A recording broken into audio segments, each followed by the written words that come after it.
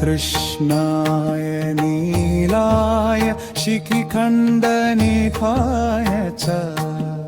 नमः कृष्णाय नीलाय शिखिखण्डनिभाय च नमो नीलमधुकाय नीलोत्पलनिभाय च नमो नीलमधुकाय नीलोत्पलनिभाय च नमो निर्मांसदेहाय दीर्घश्रुतिजटाय च नमो विशालनेत्राय शुष्कोदरभयानक नमः पौरुषगात्राय स्थूलरोमाय ते नमः नमः पौरुषगात्राय स्थूलरोमाय ते नमः नमो नित्यं क्षुधार्ताय नित्यतृप्ताय ते नमः नमो नित्यं क्षुधार्ताय नित्यतृप्ताय ते नमः नमो घोराय रौद्राय भीषणाय कराळिने नमो दीर्घाय शुष्काय धायनं नमोऽस्तु ते नमस्ते घोररूपाय दुर्निरीक्षाय ते नमः नमस्ते घोररूपाय दुर्निरीक्षाय ते नमः नमस्ते सर्वभक्षाय वलीमुखनमोरास्तु ते नमस्ते सर्वभक्षाय बलिमुखनमोऽस्तु ते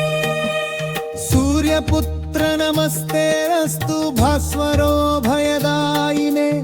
अधो दृष्टे नमस्तेऽस्तु संवर्तका नमोऽस्तु ते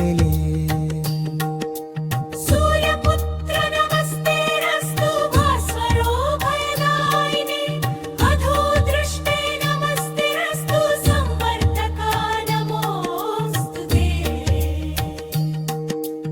नमो मन्दगते तुभ्यं निष्प्रभाय नमो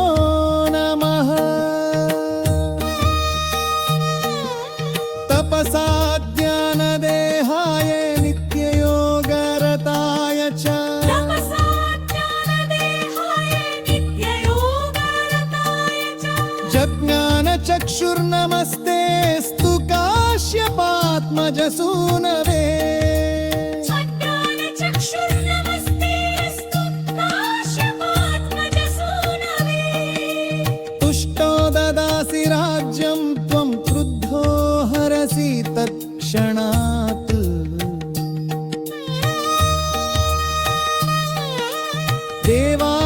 देवासुरमनुष्याश्च सिद्धविद्याधरोरगः देवासुरमनुष्याश्च सिद्धविद्याधरोरगः त्वयावलोकिताः सौरे दैन्यमाशु व्रजन्ति ते